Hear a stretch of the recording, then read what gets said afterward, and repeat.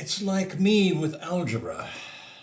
I can't seem to get this across, that this little non-profit society, FAIR, is not about asteroids. It might be called FAIR Asteroid Interception Research, but in actual fact it's about the internet and how the internet should be used, or can be used, for what it's supposed to be used for, not constant.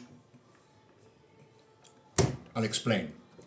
My background, journalism, local newspapers, just starting out, new concept, narrowcasting over broadcasting.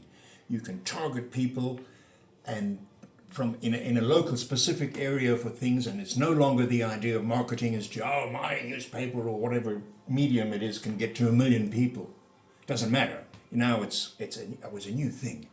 And so writing for local news, but I was also doing all the, and then I was offered a job in marketing, working for the same company, newspaper advertising bureau, brand new.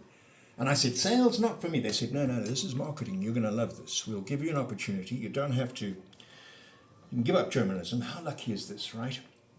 And if you don't like it, you can go back to journalism. We'll keep you. We don't move on, because I was going to move to a bigger paper or something.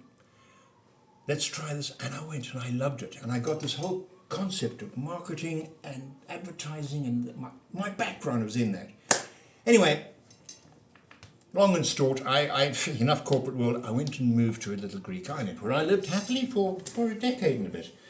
But the world changed and the Berlin Wall came down, and all the odd jobs went, because there was Eastern Europeans and floods of immigrants and different world. And along came this thing that happened to me, which I firmly believe was because of my background. I saw it for what it was, instantly. I was visiting a friend in Stockholm, and I came across something for the first time. It's called the internet. Now the rest of the story is told within the website. I fell in love. I was told 3 things. I knew what I could do, and I saw it. I could make my own newspaper, and I could do it on the island I lived on, right? And I could get advertisers in, and man, everybody's saying, oh, no, yappa, it's for children only, computers, and it's for tax purposes, and even foreigners were saying, no, we got the fax machine. Anyway, I persevered. I brought it, and no big deal. It was great fun.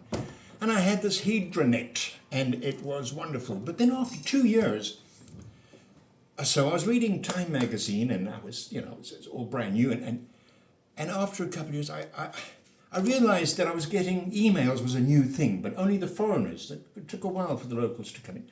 Emails, oh, who's on the island? What's the weather like? What are you doing? And it became, and they even wrote a poem, it was kind of sweet, but I was the man to go to. You're a man in Havana, as somebody once said, on the island for a while, for a few years there, about everything. So I saw the internet turning into that, this wonderful machine, this library, the all world's information knowledge. Mankind was there, right. I'd have to defrag it every now and again, and it was a rollerball. And then I saw this article in a magazine called Time, and it was about asteroids that were going to wipe us out, and they really thought it was on target, this one that's coming in 29 now, Apophysis. And for 3 days they all thought, Jesus, we're all going to die like. And they only had a budget of like less than 2 million, and I couldn't believe this. I thought it was a typo. So I wrote to a bloke called Tom Hirels, Professor Tom Hirels in Arizona. And I said, is this true? You guys have got no money to do this. And I think of the money that's spent on weaponry and everything else. He said, yeah, we got no freaking money, man. And I thought about this. Anyway, I'm not going to get into all that now. I went and saw him, and he knew it when I got there. But on my way there, somebody said, well, you better brush up on your asteroids. And I said, my dear fellow, I know. Nobody knew then, but very few. An asteroid hit the Earth, killed the dinosaurs. There's another one out there. There's lots out there, more than we believe. And it's going to happen again. And we're doing fuck all about it. And we can't do anything about it until we find it. And 90% of the skies are still black. So here's a way. These guys need money. And so I did FAIR for that. It was about the internet. And a way where I initially thought when people died, or whatever, you become a member of society, and then you get in a digital thing, and you would go in the nose cone of a rocket to save the world for $15. Your name would be on a list, and then the Mars rover actually took some names. I got on that after this, and I thought, they kept seeing my idea, but Excellent stuff. Anyway, this little website now, I don't want it to die. I got 141 members, and we donated, and when they did a little space card, built little widget and things, we did our bit. And there's a lot of research, and I got cartoons in there to try and make the thing lighter, because people, he's lost his mind now, he's talking about rocks in space. I was like, it wasn't about flying rocks in space. I even walked around, I had this made on the island, to walk around. Right, to try and lighten it. Armageddon was yesterday.